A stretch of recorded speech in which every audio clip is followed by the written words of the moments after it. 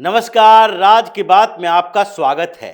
संविधान का विश्लेषण करते करते सुप्रीम कोर्ट के जज संवैधानिक संकट के दौर से खुद ही गुजरने लगे हैं। संवैधानिक संकट ऐसी कि एक तरफ फॉर्मर सीजेआई चंद्रचूड़ चारों तरफ घूम घूम कर ये बताने की कोशिश कर रहे हैं कि देखो, हमने जितने फैसले दिए उसमें हमने निष्पक्षता दिखाई, संविधान के अनुकूल ही फैसले दिए।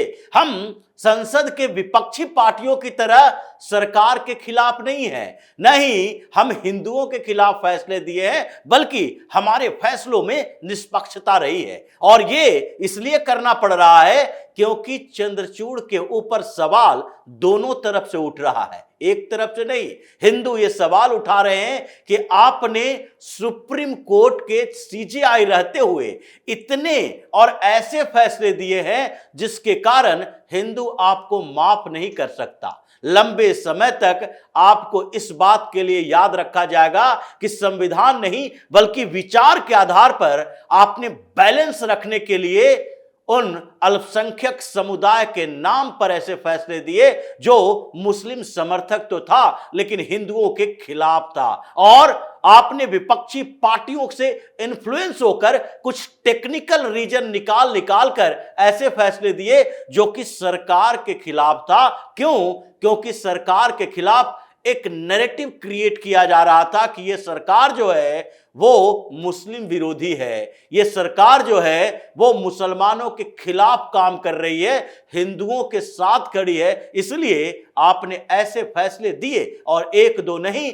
इसमें 8 से 10 ऐसे फैसले हैं जिसमें उनके ऊपर सवाल उठ रहा है। और उसके बाद जब दूसरे तरफ से भी सवाल उठने लगा तो भी उनको जवाब देना पड़ रहा है। अब घूम घूम कर माफिया मांग रहे हैं, लेकिन अब फिर से एक बार एक और संवैधानिक विश्लेषण की जरूरत पड़ गई है और जज कंफ्यूज हैं। सुप्रीम कोर्ट ने 3 जजों की बेंच बनाई है और उसमें सीजेआई संजीव खन्ना भी शामिल है, जस्टिस पीवी संजय कुमार है और जस्टिस मनमोहन हैं। ये 3 जजों की बेंच बनाई है और ये संवैधानिक मसले पर फैसला होगा। 12 दिसंबर को सुनवाई होगी और ये कोई सामान्य मामला नहीं है, बल्कि वो मामला है जिससे मुसलमान परेशान हैं और जिसके कारण मुसलमानों ने प्रेशर पॉलिटिक्स शुरू कर दिया है। मौलाना गैंग सुपर एक्टिव मोड में आ गया है। ये मामला है प्लेसेस ऑफ वर्शिप एक्ट का। ये प्लेसेस ऑफ वर्शिप एक्ट, इसके लिए याचिकाएं दायर की जा रही थी। ये 1-2 साल से नहीं, 3-3, 4-4 साल से वो पेंडिंग पड़ा हुआ है। सुप्रीम कोर्ट इस पर संज्ञान नहीं ले रही थी। सरकार भी थोड़े से बीच बचाव की स्थिति में, और 3 साल गुजर गए, सरकार की तरफ से यह बताया नहीं जा रहा कि देखिए प्लेसेस ऑफ वर्शिप एक्ट का क्या करना चाहिए। हालांकि सरकार अपने कंफ्यूजन में हो सकती है, लेकिन सुप्रीम कोर्ट को तो संविधान की सुरक्षा करनी है और संविधान की सुरक्षा के लिए आपको संविधान का विश्लेषण करना पड़ सकता है। और अगर आप इस मामले को देखते हैं तो जो याचिकाएं दायर की गई है सुब्रमण्यम स्वामी की तरफ से, जो याचिका दायर की गई है अश्विनी उपाध्याय की तरफ से, यानी 6 याचिकाएं पहले से दायर की गई। और प्लेसेस ऑफ वर्शिप एक्ट को बचाए रखने के लिए इन 6 याचिकाओं पर भारी कौन पड़ा है? जमीयत उलेमाए हिंद की याचिका। ये जमीयत उलेमाए हिंद इसके पक्ष में, यानी प्लेसेस ऑफ वर्शिप एक्ट रहना चाहिए, इसके लिए याचिका दायर की है। और सुप्रीम कोर्ट को सुपर एक्टिव मोड में इसलिए आना पड़ा क्योंकि जमीयत की याचिका पर सुनवाई करनी है और एक ऐसा आदेश पारित करना है जिसके कारण आगे मजिस्ट्रेट कोर्ट या जिला अदालत या हाई कोर्ट में ऐसी याचिकाएं दायर न की जाए कि किसी मस्जिद का सर्वे इसलिए कराना जरूरी है क्योंकि वहां हिंदू देवी देवताओं के प्रमाण मिल सकते हैं और ये मस्जिद किसी मंदिर को तोड़कर बनाई गई है। ऐसी याचिकाएं दायर ही नहीं होगी जो जमीयत उलेमा हिंद कह रहा है। और मौलाना गैंग चारों तरफ से चिट्ठियां लिख रहे हैं। 1 लाख चिट्ठी लिखी जानी है सीजेआई संजीव खन्ना के नाम से कि देखिए ये संविधान की मूल भावनाओं के खिलाफ है, हम सांप्रदायिकता को नहीं आने देंगे, हम सौहार्द बना के रखना चाहते हैं। और अगर सुप्रीम कोर्ट ने खिलाफ कोई ऐसा बयान दिया, कोई ऐसे फैसले दिए, तो फिर उसका परिणाम गलत होगा। और यह दुष्परिणाम के लिए संभल का उदाहरण दिया जा रहा है कि देखिए, एक फैसला आया और उस फैसले से क्या हुआ? उस फैसले से जामी मस्जिद, ये जो शाही जामा मस्जिद संभल में है, वहां पर सर्वे होना था और सर्वे के टीम पर हमला किया गया। दंगे हो रहे हैं, हिंदू मुस्लिम जो जिस तरीके से आमने सामने खड़े हैं, उसके कारण देश का माहौल खराब हो सकता है। ये सुप्रीम कोर्ट पर प्रेशर पॉलिटिक्स है और इसलिए सुप्रीम कोर्ट आनन फानन में 12 दिसंबर का डेट दे दिया कि 3 जज के बेंच, जिसमें खुद सीजेआई संजीव खन्ना रहेंगे, जस्टिस पीवी संजय कुमार और जस्टिस मनमोहन, ये तीनों को रखा गया है। 3 जज, यानी कि 2-1 से भी फैसला हो सकता है। और इसीलिए 3 जजों की जो बेंच बनी है, ये ऐसे संवैधानिक मुद्दे पर कम से कम 7 जजों की बेंच बननी चाहिए, लेकिन नहीं बनाया गया। इसमें अब फैसला आने की देर है। क्यों?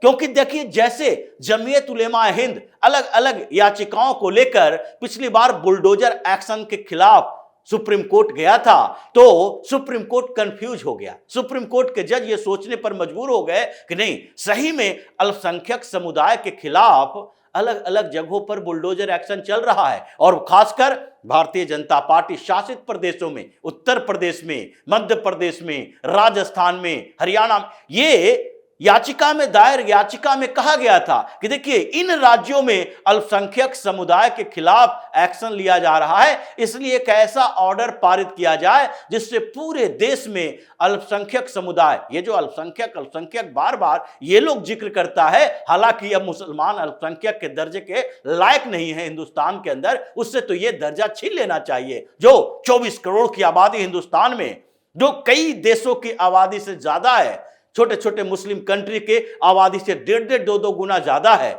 उस देश में यहां पर मुसलमानों को अल्पसंख्यक कह करके उसके दर्जा दे देकर उसको सुविधा, विशेष सुविधा दी जा रही है। और ये पूरे हिंदुस्तान में कॉन्स्पिरेटर बना हुआ है, अलग अलग जगहों पर दंगे फसाद, प्रोटेस्ट, हंगामा, और फिर भारत के खिलाफ पाकिस्तान को सबूत देना, पाकिस्तान से हथियार लाकर यहां आतंकी गतिविधियां करना, ये जिस तरीके से हो रहा है, उसमें तो इसे अल्पसंख्यक समुदाय का दर्जा अब नहीं दिया जाना चाहिए। लेकिन जमीयत उलेमा हिंद ने यही बात कही, और उसके बाद हुआ क्या? इसके बाद तो सीधे तौर पर जज साहब ने आदेश पारित कर दिया, नहीं, कोई बुलडोजर एक्शन अभी नहीं होगा।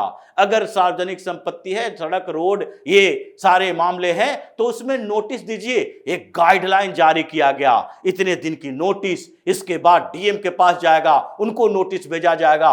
ऐसे लीगल मामलों में उलझाने की कोशिश की गई कि अब तो बुलडोजर चलेगा नहीं। हालांकि सरकार अपने तरीके से बुलडोजर एक्शन ले रही है और इसलिए ये परेशान है। लेकिन अब प्लेसेस ऑफ वर्शिप एक्ट का मामला है, अब इसमें 3 जज के बेंच सुनवाई के लिए तैयार है। ये भी ऐसे ही गाइडलाइन जारी करने के लिए सोच रहे हैं, लेकिन इस बार माफ नहीं किया जाएगा। इस बार जिस तरीके से प्लेसेस ऑफ वर्शिप एक्ट के खिलाफ एक के बाद एक सबूत दिए गए हैं कि आप किस आधार पर 15 अगस्त 1947 को एक लाइन तय करेंगे, डेट लाइन तय करेंगे कि 15 अगस्त 1947 से पहले जो स्ट्रक्चर बन चुका है, किसी भी धर्म, किसी भी मजहब को वो स्ट्रक्चर चेंज नहीं हो सकता। 15 अगस्त 1947 ये डेट कौन सा है? स्वतंत्रता मिलने का डेट किसी संस्कृति से संबंधित है, ये तो अलग डेट होना चाहिए। ये तो सनातन धर्म के उस समय के उस दौर के लिए होना चाहिए जब विदेशी आक्रांता यहां पर आए हैं, और ये मूल भावना के खिलाफ है, संविधान का बेसिक स्ट्रक्चर के खिलाफ है, क्योंकि इसमें सीधे तौर पर कहा गया है चेंज नहीं होगा, और चेंज नहीं होगा तो फिर आप उसके खिलाफ याचिका दायर नहीं कर सकते। ये लीगल रिमेडी, ये जो कानूनी अधिकार है, उसको भी एक समुदाय विशेष को छीना जा रहा है। हिंदुओं से सारे अधिकार छीने जा रहे हैं, और सबसे ज्यादा मुसलमान परेशान है। क्यों क्रिश्चियन नहीं है, क्यों यहूदी नहीं है, क्यों दूसरे लोग परेशान नहीं है? इन लोगों की परेशानी इसलिए है क्योंकि इनके ज्यादातर मस्जिद, ज्यादातर दरगाह हिंदू मंदिरों को, जैन मंदिरों को तोड़कर बनाया गया है, इसलिए ये परेशान है। और अब इसको असंवैधानिक करार देने का समय आ गया है, क्योंकि 1947 15 अगस्त ये कोई ऐसा तारीख नहीं है जिसके बाद स्ट्रक्चर बने हैं जिसके पहले स्ट्रक्चर नहीं बने। हमारे प्राचीन से लेकर मध्यकालीन व्यवस्था तक हर समय जो राजवंश का काल था, उस समय भी राजशाही के समय सबसे ज्यादा प्राचीनतम मंदिरें बने हैं और उस समय को आपने इग्नोर कर दिया। और अभी 3 साल की सजा, जुर्माना, अगर कोई ऐसा करता है तो उसके खिलाफ, ये आपने अयोध्या को इस दायरे से बाहर रखा था। कांग्रेस की सरकार थी कि डिस्प्यूटेड है, लेकिन अयोध्या ही डिस्प्यूटेड है, काशी, मथुरा, हर जगह डिस्प्यूटेड है। यही नहीं, कई प्राचीन मंदिरों को तोड़कर जो बनाया गया वो भी डिस्प्यूट में आता है। इसलिए ये 3 जज अब फंस चुके हैं।